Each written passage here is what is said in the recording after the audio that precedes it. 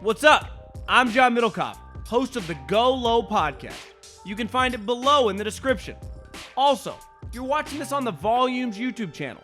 Make sure you subscribe, share it with all your friends. Well, I've been saying it for a long time. Justin Thomas isn't just going to win a major. This guy's destined to win like 8. This guy's destined to be one of the great players in the history of the sport. Eldrick Tiger Woods didn't just gravitate to this guy randomly.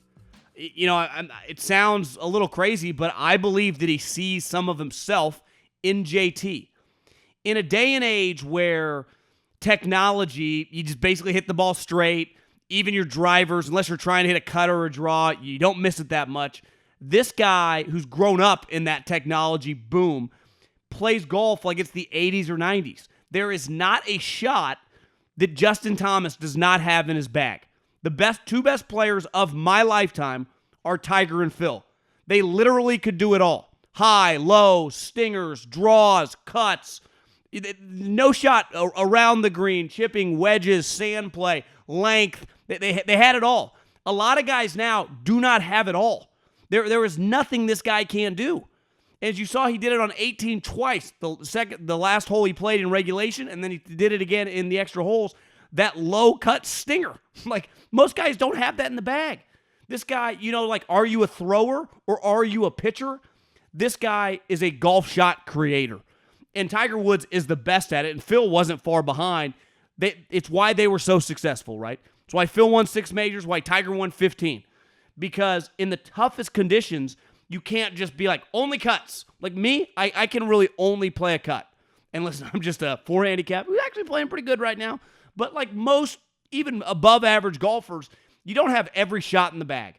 But even the best, like most guys, I would say nowadays, it doesn't feel like they're that comfortable going the opposite shot of what they do. Like Rory plays draws. JT, what does he do? It doesn't matter. There is nothing that he can't do. When he won the Players a couple years ago, on the par 5, the dogleg left, hole 16, he hit that low stinger draw off the tee. And then today, he's hitting the low stinger basically cut. And that's why this guy now, as you get older, you mature, because he clearly runs hot. So does Jon Rahm. I watched him today seeing a guy who was very calm, seeing a guy who was very collected, seeing a guy who has been through it all, the highs and the lows. And when Mito was shrinking, and we'll get into him in a second, Willie Z didn't really shrink. He just hasn't learned how to win yet. It's pretty crazy because he's having an incredible run. The JT, the cream rose today. Now, he got a little lucky. I mean, he started the day way back. The leader was at -9, and getting in the playoffs ended up being -6. So he needed stuff to go out of his control, but the only thing he could control was his own game. And he shot 3 under today. And really, it could have easily been 4 if he hit the putt on 18. And if he had, he would have won it outright. He's a remarkable player. And I'm telling you, I screwed up because I was telling everyone, bet on this guy, bet on this guy. Somehow I lost money, and I still bet on JT because I spread around all my bets to all these random guys. Top 10 for Kevin Kisner and Hideki and Keegan Bradley. None of them even got close. The one guy that I was the most confident was going to win, I put $25, and somehow I lost a net of $75 after betting a total of $500. Shows you, you know. I should have just put my $500 on JT. If I had done that, I'd had 10 grand. I felt confident about him. Now, I wouldn't say he got lucky today, but the situation became advantageous for him. But I'm telling you, like, this guy's not a 3-time major champion when his career's over. This guy's like an 8-time major champion, 9-time major champion, 7-time major champion. Like, he's going to be thought of, I mean, he's never going to get to Tiger, but like the Tom Watsons, the Phil Mickelsons, the Nick Faldos, like that's going to be the group he's going to be in. And he comes from a golfing family. You can see how proud he is. And as someone who, the reason I love golf and I play golf, a big reason was I grew up playing with my dad. I think it's really cool to watch that interaction with his dad, who is also his coach, how much pride his father took after he won it. Like, he was just as excited as Justin. So it really is a family affair. And I think ultimately JT is a golf nerd, so is Tiger, and that's why they get along. They're not just like Brooks, too cool for school. Like, he's here to become a legend, and he talks about it over and over. He's doing this to create a legacy for his family, as just go down as one of the great golfers of all time. And I think now with Bones on the bag, like think of what Bones saw for 25 plus years with Phil. He saw it all. Major championships, major implosions, ton of wins. There's nothing he hasn't seen. He knows all these courses. I blood bank guarantee Justin Thomas, and I felt the most confident, and I tweeted this last week, and I've been saying this for a while, he was going to win one of the majors this year, one of the three. I thought it was going to be St. Andrews. Well, he figured out a way to get Southern Hills. I am even more confident now that he's going to win St. Andrews. Because what is the Open? It's about making shots, especially when the wind kicks up. He's tailor-made for it. To me, the crazier that course gets, if the wind's pumping and the weather and the elements are up, to me, JT would be the heavy favorite going into that tournament now with Bones on his bag. Glad to see him win. Listen, it's cool to pick the winner and all, but I'm pissed off I didn't put more money on it. But it's fun to watch the guy play golf because he's 5'9", $160, hits it 330 yards, but his touch with his wedges is second to none. He's such a great iron player. He's so good around the greens. He's such a he feels big. You know, whether he's going to win or he's going to lose, it feels like he belongs in that environment. And let's face it, we've seen over the years, like, some hot names, like, don't always belong in these environments. And I think Justin, as crazy as it sounds, because he's so accomplished, he has a ton of wins on the PGA Tour. He now has multiple majors. I don't even think he sniffed or scratched the ceiling. His upside is so high. No different than Willie Z. I thought Willie Z today, like, I tipped my hat. He easily could have imploded. He had the look of a guy, if they didn't have the mental toughness, and anyone that's played golf for $20, for $50, when it starts going, whether you're a PGA Tour player or whether you're a 7 handicap, it can just go, and there's nothing you can do. It's a pretty helpless feeling. It's like you're on an island, like a corner in football. You're like, what do I do to fix this? And the great players, the grinders, and Justin Thomas is a grinder. When I watch Willie Z play golf, he's a grinder. Rory McIlroy's not really a grinder. You know, and when you're a grinder, you're going to be in the mix way more than you're not. Because you're not always like a pitcher. You know, you ever hear a major league pitcher talk? I make 30 starts, 5 to 7 times I have my A stuff. A large percentage I have my B stuff. And then maybe 6, 7 starts I have my CD stuff. Well, can I still win with my CD stuff? Pedro Martinez could. Greg Maddux could. And when you learn how to do that, you're going to win when you have high-end talent with your A game. So Willie Z, when he doesn't have his A game, if he can still be in the mix, like this guy, to me, is putting himself like President's Cups, Riders' Cups. He's going to win a major.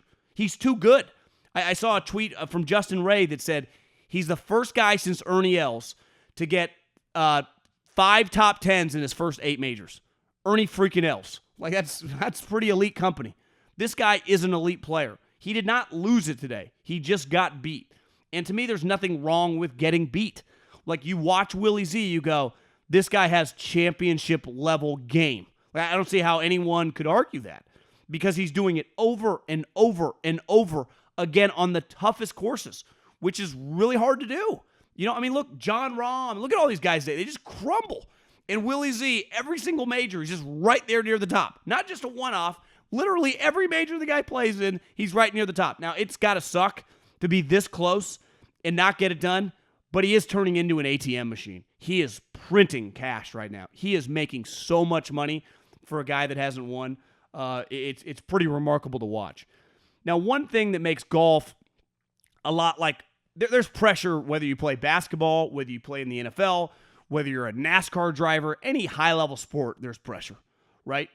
But the difference in golf, like in football, there's like a play, you're running. In basketball, it's just nonstop action. Golf is a little like baseball where it's like, you know, you're kind of doing a lot of thinking, you're standing there, you can overthink stuff. And I know Mito Pereira said that he thought he had a good game plan going into 18, but I've never seen a swing like that from any human being, not that like on the PGA Tour. That looks like something you would do. That looks like something I would do. But part of what makes golf incredible from a drama standpoint to where we're sitting on our couch is moments like that. Because your heart just sank. I mean, he pumped this thing in the fucking river. He has a one-shot lead in a major championship, and he pumps it in the water, the creek, the river, whatever the hell that was. And the moment he did it, you're like, he's done. There is absolutely no way he's figuring this out. And what did he do? He double bogeyed, and he missed the playoffs. He went from having a one-shot lead to one swing. He's in the drink.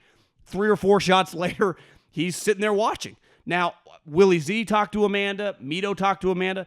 These guys are not running from it. They're not Phil, hiding somewhere. They wore it on the chin. That sucks. He obviously still made a lot of money. But this tournament paid out $2.7 million. He ended up winning $870,000. With that shot, he basically lost $2 million. That was a $2 million shot, essentially, and being a major champion. And I know he said after the round, his goal when the week started was just to make the cut. And I believe him. I don't think he's making that up. Right? A guy like him, he's not thinking top 10s in majors. But once you get in that position, I'm sorry, it changes. You have a lead on Sunday going into the 18th hole. So I just, under no circumstances, now listen, we've all been on the 18th hole in a money match, whether you're playing for $1, whether you're playing for $500, or whether you're playing for a major, you get tight, you feel it. But you got to find a way to just get the ball in the fairway. The only thing that can really destroy you there is being at the bottom of that little creek. And his ball ended up at the bottom of that little creek. And it ended his chances. And he's clearly a really talented player, but holy shit, that has to sting. I mean, I understand that your goals at the beginning of the week weren't sky high, but once you're in the position, you have to start thinking I can do this. I can be a major champion. I can win this golf tournament. Then all of a sudden, kerplunk, and you're watching the playoff on TV like me and you. Last but not least, what Tiger Woods did on Friday is one of the more impressive rounds I've ever seen him play. Now, obviously, he's had some of the most remarkable rounds in golf history. But the majority of them, beside the 2008 U.S. Open, he was pretty healthy, right? In early his career when he was young and kicking everyone's ass. He has now, he's never shown us, and he barely talks about the details of it, but it's pretty clear his ankle is not a human ankle. It is completely a created whatever. If you told me that he's playing on essentially a prosthetic ankle, I would believe you. And on Friday, he didn't have it early, and he was not going to make the cut. And Rory said after, the pain that he looked like that he was in on Thursday, that 100% he would have withdrawn. My thought was after Thursday that every single player in the field, let me repeat, every single player in the field would have withdrawn. But Tiger has so much pride, and he wants to see if he can make the cut. And he looked like he had no business making the cut on Friday. These par threes at this golf course were all 220, 240 yards. I mean, they were really hard. Guys were getting destroyed on the par threes. It was, you don't listen, I think having 3 or 4 par threes well over 200 yards is kind of stupid. I'm all for having a 235-yard par 3, maybe even a 200-yard par 3 also. But you got to have at least one, especially on a course that's playing this hard. Can't you just make one 170 yards so you just have a birdie potential or just a normal hole? I mean, these guys were, how many double and triple bogeys did you see on the par 3s? I don't enjoy that. I don't make my par 5s and definitely my par 4s the challenging. Par 3s, maybe 1 or 2 was hard, but every single one, it felt like the average me or you on these par 3s. I mean, whoa, I would have been hitting 3-wood from 240 into the wind. I mean, I would have been praying for bogey. It was outrageously hard. But Tiger's mental fortitude, his will, and whether it's his ego, his stubbornness, his warrior mentality, he refused to tap out. And then when the dust settled, he had beat Rory on Friday, and he had made the cut. And Saturday was not going to be conducive for him once he made the cut, right? It's freezing cold. I had a fun night on Friday, so I kind of come to a little hungover in my bed about 8 a.m. I check, and he's just, 5 over through 7 holes, imploding. I'm like, this is ugly. But to me, what he accomplished on Friday was all worth it. He easily could have told them to fire up the G5 after he made the cut and said, guys, I'm out. Now, I understand he had some momentum, want to see how he played, but once it was going to be cold, Tiger is not going to excel at this point in time with this messed up ankle in cold weather. The only chance Tiger, to me, has to be successful is when it's warm, when he's sweating. The moment it gets cold, he's screwed. He can't move. Old people in general in the cold, get stiff. Hell, I'm 37 and I get stiff. So the heat is why I love playing golf in the heat. Warms me up, gets those muscles loose. But that performance, and even Rory said after, it was like remarkable to watch. It was inspiring. He beat Rory McIlroy. I mean, after Rory took the lead into Friday, and Tiger beat him. I mean, it's crazy. I do think Tiger, Earl used to say, let the legend grow. Like that was always his famous line to Tiger, let the legend grow. And I think moments like Friday, for Rory and Jordan to see that up close, and listen, Rory's just not a grinder. He's an elite talent, but he's not a grinder. Because as a buddy of mine told me, Scotty Raber, who's a college golfer, his take is on Rory, and I agree with him. Rory, when Rory doesn't have his A game, he still tries to play like he has his A game. Really good players start, changing up their game. Start messing with their swing mid-round. Maybe start hitting some low shots. Maybe you don't just play normally when you're not playing well. You have to, like JT, can start mixing in different shots. Phil and Tiger were king of that, right? Can you do other things? But Rory just blasts away, and if it's not going where he wants it to go, it's not great. And Tiger just is king of just finding a way to get it in the hole under any means necessary. And even at 46 years old, he could barely walk. That 69 on Friday was one of my, probably, it's up there. I mean, obviously winning major championships, but just one of the cooler moments for me of Tiger's career. I mean, that was really, I was inspired watching that, just sitting on the couch, watching this guy absolutely grind to make the cut. Then he withdrew after Saturday. Don't blame him. You think Tiger Woods is playing for DFL and $20,000 check? He doesn't care. Honestly, he didn't need to play the weekend. But, man, what a moment. And I'm telling you, I think Justin Thomas is coming for majors, like a lot of majors. Like this guy's going to rattle him off. If that putter just remotely gets a little better, like I like Justin Thomas more than all these other guys on tour. Like I'll take Justin Thomas over Jon Rahm any day of the week. I'll take Justin Thomas over Colin Morikawa any day of the week. I'll take him over all these guys, the Cantlays, the Xanders. Like he's in a different level. I view him like a Mahomes or a Josh Allen. Like he's on a different level. Doesn't mean he can't. He's gonna win them all. It's golf. It's hard. You're playing huge, 150-person fields, right? That one guy. Even if you have you're a great player, your odds are 10-1, right? It's very, very difficult. But you got to love the look in his eye, his natural maturity, because you mature as you just get older. And his game, he's got it all, man. He's got it all. I mean, he's like the shorter little version. I think he has a lot of parallels to Tiger and Phil in terms of their game. That there is nothing the guy can't do. And when you can do it all, your game translates to every course. And the majors, especially the non-masters, are always going to be at just difficult spots. Look, 6 under got you into a playoff. Most of the guys it wiped out. And he just found a way to keep the ship, above water. And now he's a 2-time major champion. But I'm telling you, I think when the season ends, he'll have 3 because he's winning at St. Andrews.